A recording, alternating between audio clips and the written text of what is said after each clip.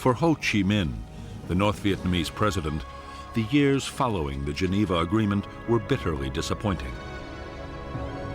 Ho was adored by millions of Vietnamese, North and South, as the man who'd driven out the French. But he had only won half a victory. South Vietnam, backed by the United States, refused to hold the elections that had been agreed at Geneva, the elections Ho had counted on, in which the U.S. knew he would win, to reunify the country. Everything pointed to the fact that the division of Vietnam would be permanent.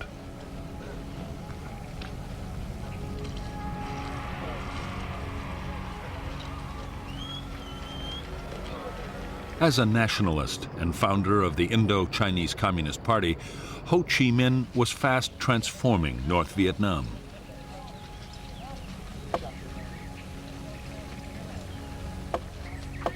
The party took control of almost every sphere of life.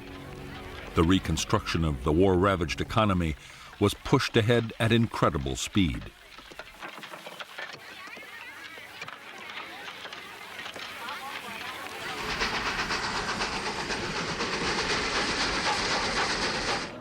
One of Ho Chi Minh's highest priorities was to get as much aid for North Vietnam as he could from the Soviet Union and China.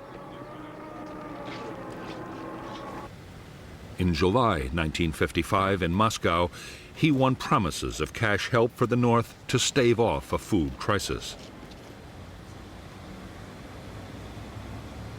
The Russians also pledged to send technicians and military advisors.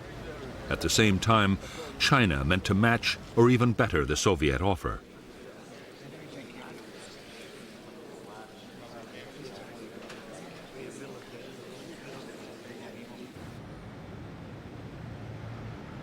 Although Ho Chi Minh's greatest ambition was to reunify North and South Vietnam, so far he had urged his followers to be patient. He had refused to back guerrilla warfare against the South. Both China and the Soviet Union were also insisting on caution. But by 1958, pressure to back an armed campaign was mounting.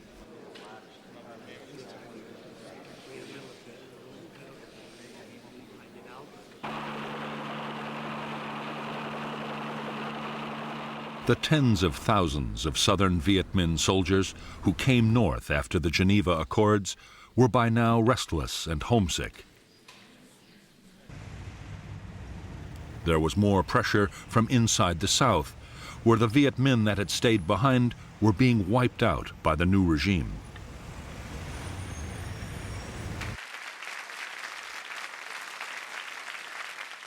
In the northern government, an increasingly powerful faction of Southerners, led by Lê Duan, the Communist Party General Secretary, was also arguing for strong measures.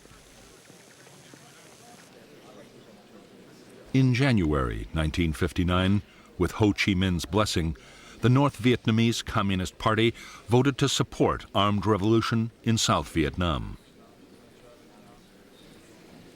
To help the campaign, 4,500 Viet Minh Southerners were prepared for infiltration back into the South.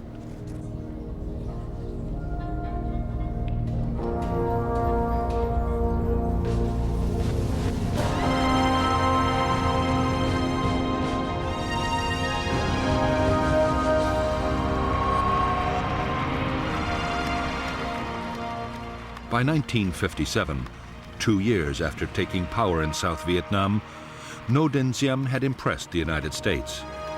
He had used the army forcibly against gangsters and armed religious groups. It had looked for a while as if President Diem could create a viable non-communist state in South Vietnam and win the support of the Southern people.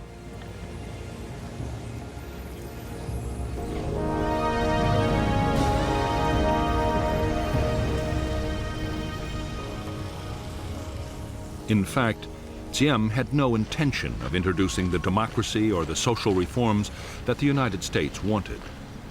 He unleashed a savage campaign against his political opponents, using the army and police to make mass arrests.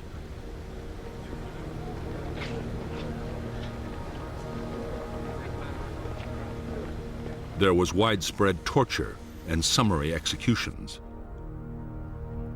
At the same time, Diem's own family built up enormous wealth and power, while most of the South Vietnamese continued to live in dire poverty.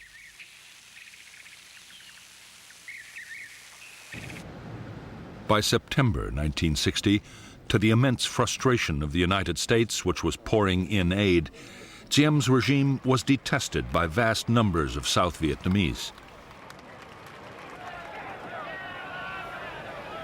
There was already virtual civil war, with armed rebellions breaking out all over the country. Increasingly, the revolts were being led by nationalist and communist guerrillas, and some trained men infiltrated down from the north.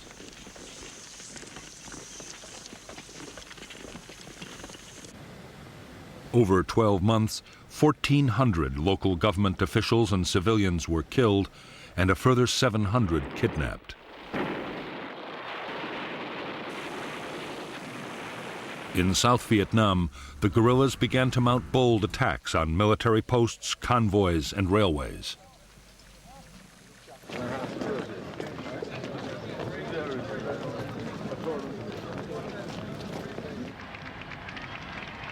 As events in South Vietnam spiraled towards chaos, in January 1961, John F. Kennedy took office as the 35th President of the United States.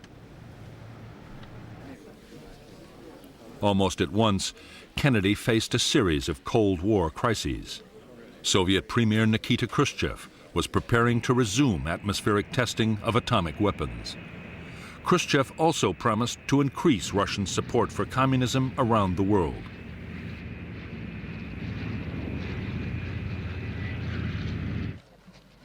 The climax came in August 1961 with a tense standoff in Europe as the Russians sealed off East Berlin and began to build the Berlin Wall.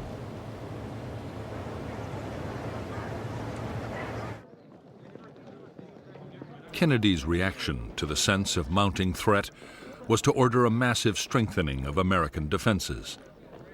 He ordered the call-up of 150,000 military reservists. A program was launched to build public nuclear fallout shelters right across the United States.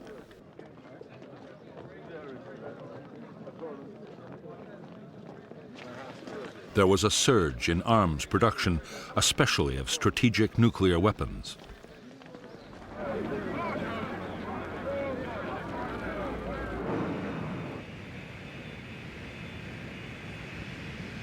With so many immediate crises demanding the attention of the president, Vietnam was far down the White House agenda.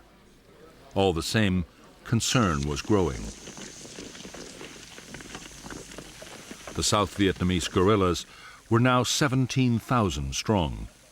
In September 1961, there were 450 attacks, some involving hundreds of guerrillas at a time.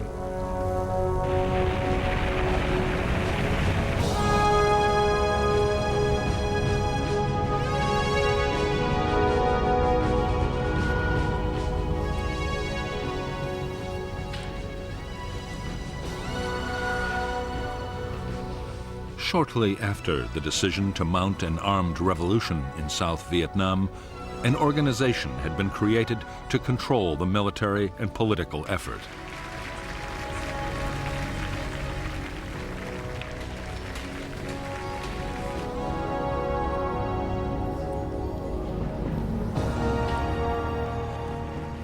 This organization, the National Liberation Front, represented a wide range of political, ethnic, and religious groups.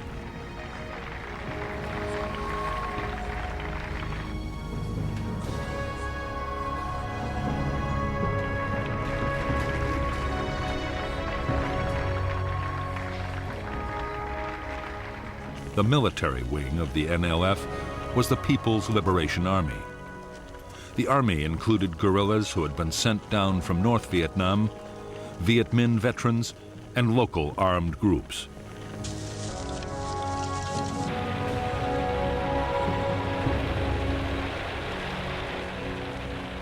The main purpose of the force was to support the political battle and the civilian leaders of the front kept tight control.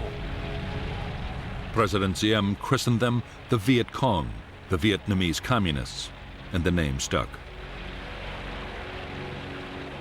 The Viet Cong meant to follow the same kind of political and military strategy that had won the war against the French.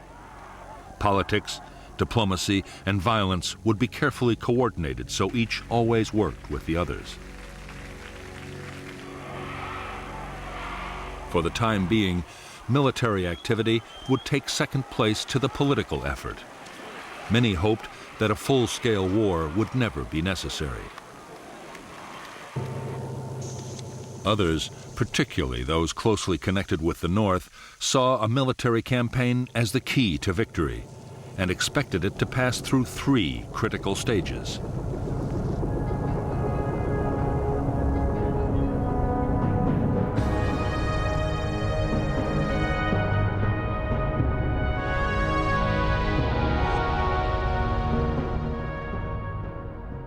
In the first phase of the revolution, with the National Liberation Front's insurgents greatly outnumbered by Saigon's army, the task for guerrilla units would be to survive in the face of government attack.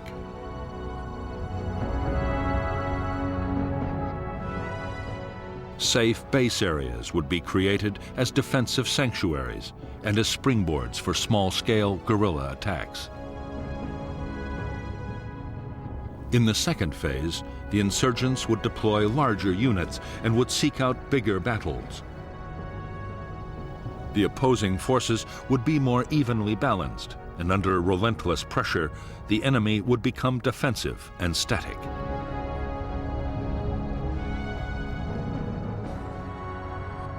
In the third phase, at the key moment when the NLF became stronger than the government army, they would launch large-scale assaults against enemy installations and seek out decisive conventional battles.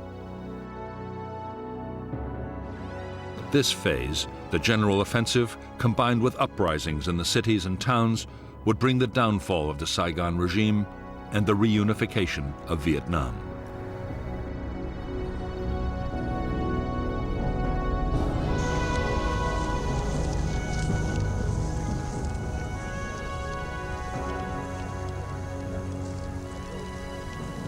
While the revolution was in its early phase, the NLF meant to build up its organization as fast as it possibly could. Political agents founded dozens of associations to bring every kind of support into the movement.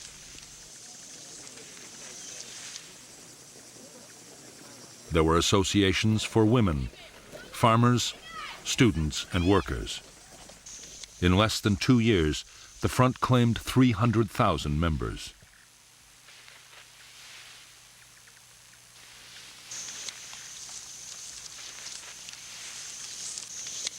At the same time as it built up grassroots support, the NLF meant to intensify its military operations. Bigger attacks on government forces would gain the movement prestige. Meanwhile, intensive training and preparation by North Vietnamese officers would forge the Viet Cong into an efficient and formidable fighting machine.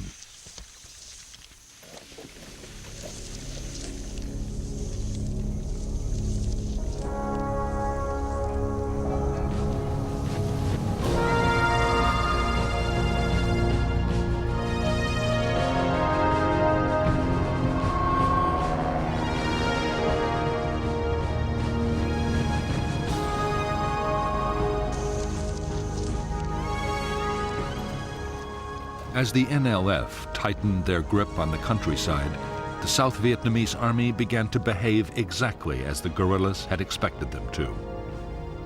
They grew increasingly defensive, staying in fortified posts and never venturing out after dark. Battles only happened when the guerrillas chose, and the army suffered a steady drain of casualties.